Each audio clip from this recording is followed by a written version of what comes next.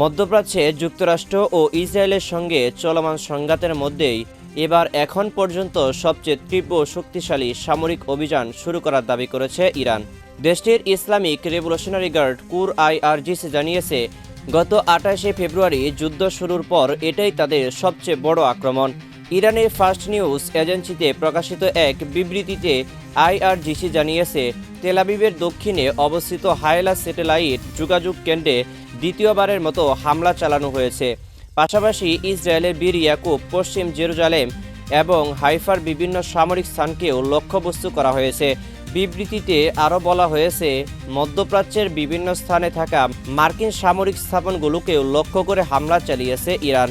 এর মধ্যে ইরাকের ইরবিলে অবস্থিত একটি মার্কিন ঘাঁটি এবং বাহরাইনের মানামায় থাকা যুক্তরাষ্ট্রের ৫ম নৌবহরের সদর দপ্তরে আঘাত হানা হয়েছে বলে দাবি করা হয়েছে।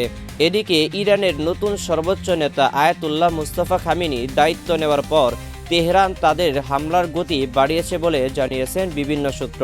আগের তুলনায় আরও শক্তিশালী ও বিধ্বংসী ক্ষেপণাস্ত্র ব্যবহার করা হচ্ছে বলেও উল্লেখ করা হয়েছে।